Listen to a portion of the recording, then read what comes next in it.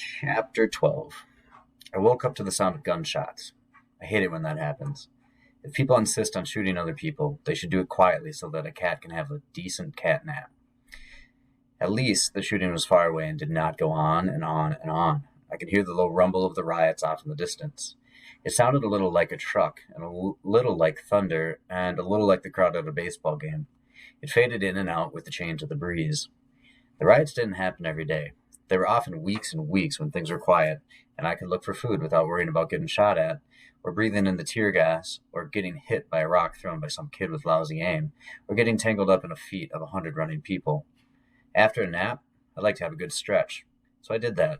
Then I went to see if the soldiers were ready to eat again. They were still sleeping, so was the kid, but I didn't care about him. The kid had no food. I was ready to eat. I hopped up on the legs of one of the soldiers, put my paws on his chest, and raised myself. Then I screeched in his face. "Feed me," I screamed. He jumped 10 feet. Everyone did. I went flying. I landed okay, and there was a nice bit of chaos, while everyone woke up and remembered where they were and what they were doing. "You were sleeping," the soldiers accused each other. The boy started to cry. He could really wail. "Shut him up," one soldier said to the other. "He'll draw attention to the house." "Leave him alone. Kids cry all the time. There's nothing unusual about that." I didn't care one way or the other, but the crying and the arguing were bugging me. I like to wake up slowly, on my own time. I do as a cat, and I do as a human, and I did as a human. When I was alive, I always wished my mother would wake me up by bringing me a glass of cold orange juice and quietly pulling back the curtains, easing me into the day. "Here's an alarm clock," was what my mom said instead. It wasn't fair, but that was my life. Clearly, it was going to be up to me to bring some peace and quiet back to the little house, and to get everyone calmed down enough to realize they were hungry. I went over to the crying little boy and rubbed up against his legs, purring and nudging his hands with my head, begging him to pet me. He put his arms around me. His sobs eased off, but then he started reciting the stupid punishment poem again. The soldiers were happier, but I wasn't much further ahead. A roar rose up from the riots. "Hear that?" Simcha asked. "They're at it again." "Old lady's moved," Erin said, peering through the telescope. "She's put down her knitting and has left her chair." "I'll alert the media," Simcha muttered. I went up to the top shelf again to get as far away from all of them as possible. I did some grooming, but my head wasn't really into it. "It's getting late," Erin said after a while. "It's quite late in the afternoon. If this kid has parents who left him to go to work, then they should be coming back soon." "What happens when they do?" "We'll let them in the house and tell them to keep quiet," Erin said. "The boy will have his parents back and he won't be our problem anymore." They were quiet for a while, then, "This is really boring," Simcha said. "What did you expect?" Taking over someone's house and using it as a base for spying sounded exciting when they explained it in training. "Some homes have television," Erin said. "Some of the guys in my old unit said they'd watch football when they took over a house during the World Cup." "I wish we had a TV," Simcha said. I wished we did too. I was also bored. I decided to entertain myself by seeing if I could mess with Simcha's head. I sat on the windowsill in front of him and groomed myself for a bit. Then I suddenly froze and stared at the spot in the wall across the room. Simcha saw me staring. He turned his head to see what I was looking at. He didn't see anything and faced front again, trying to be cool. I kept staring at the spot, as intently as I could. I could see that my staring was bugging him. He swiveled his head a few more times before Erin noticed. "You got a problem with your neck? The cat's staring at something." "Seriously?" Simcha got up to get a closer look at the wall. "What kind of weird bugs do you have here?" "I study birds, not bugs," said Erin. "Maybe the cat's staring at a ghost." Simcha looked like he was actually considering this. "The cat's messing with you," Erin said. "It's what cats do." I took advantage of Simcha standing to hop over and make myself comfortable on his chair. When he tried to move me off, I yowled, snapped at him with my sharp teeth, and waved my claws in the air. I didn't push my luck, though. I left the chair before he pushed me off. Erin broke out some more rations for everyone, although not for me. I sat by the boy and purred as he fed me bits from his meal. He laughed at the ticklish feeling of me eating out of his hand. "I think we should leave it after it gets dark," Erin said. "Not right away, but later, after midnight. The streets will be quiet and deserted then. We shouldn't have any problems with the locals." "You're the boss," Simcha said. Nothing's going on here. The most interesting thing we've seen is the old lady with her knitting needles, and unless she's knitting bomb-making instructions into doilies or whatever, then I think we can say there's nothing going on in this block." "What about the kid?" Simcha asked. We'll take him with us. If no one shows up for him by the time that we're ready to leave, we'll take him with us. If the Arabs catch us with one of their kids, Simcha said, all of a sudden it'll be that the Israeli army is kidnapping Palestinian kids. Maybe it won't be that bad, Aaron said. We'll just explain ourselves. Most people are reasonable. Our CEO can turn the kid over to the Palestinian social services or some orphanage or something. They can find out about the parents, and we can be done with them. I licked up the remains of everyone's dinner. It wasn't as good as being given my own, but it was better than eating garbage. Chapter 13. Christmas over here is a big deal.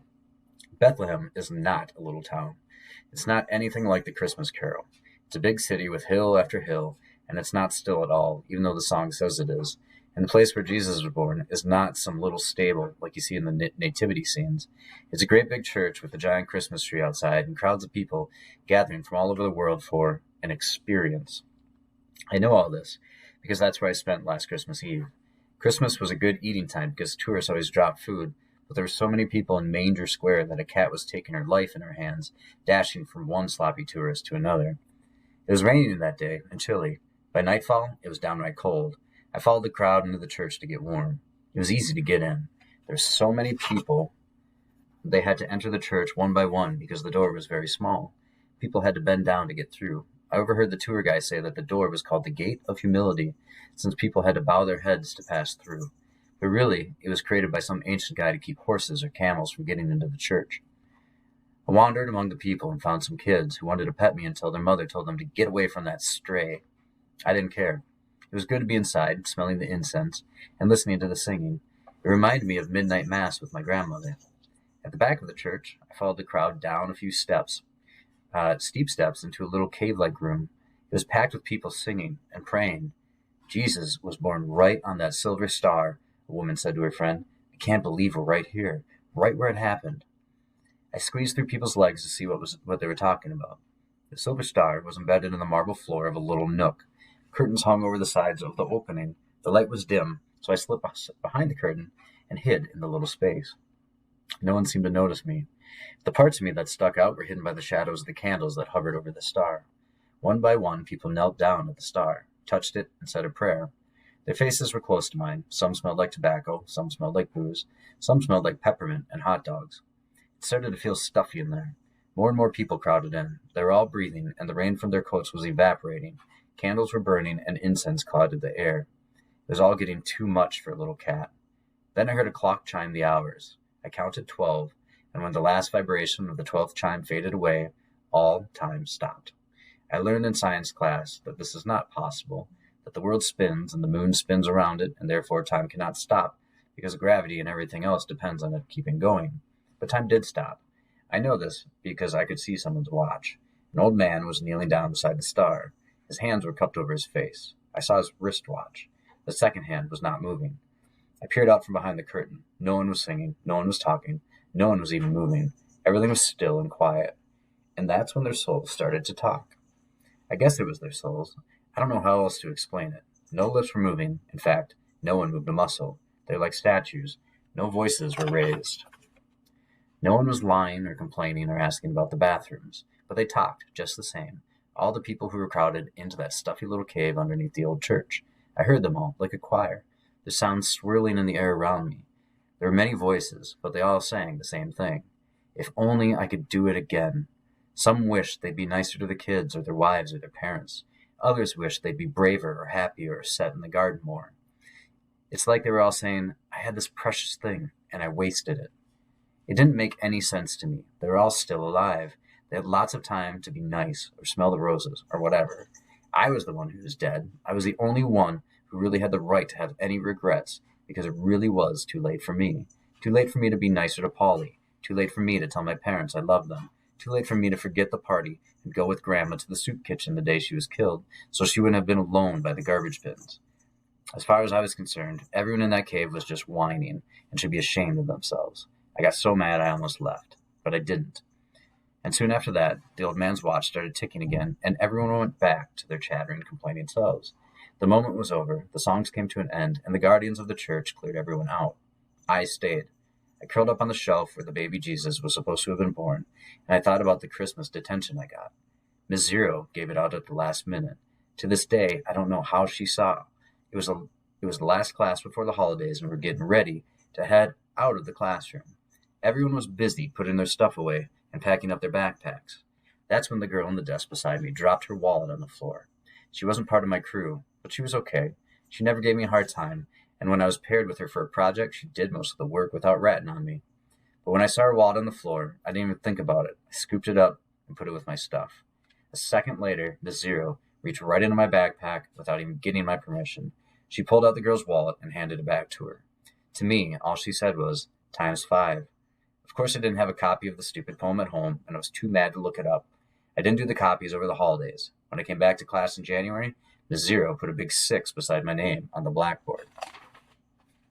That's when I thought about, that's what I thought about as I sat on the spot where Jesus was born. If I hadn't put that wallet in my bag, I would not have gotten that detention. I would not have started out the new year with so many copies of that poem to make, and I may have had a whole different time of things. I probably would not even have died. I sat in the spot and tried to figure out why I put the wallet in my bag instead of handing it to the girl who dropped it. I had no idea why. I just did it without thinking. I did it because I was used to doing things like that. And I had that thought. As I had that thought, I fell into a deep, satisfying sleep. I dreamed about my family on Christmas morning. My mom and dad were there, and Polly and my grandma. They were opening their presents, and when they talked about me, they said only good things.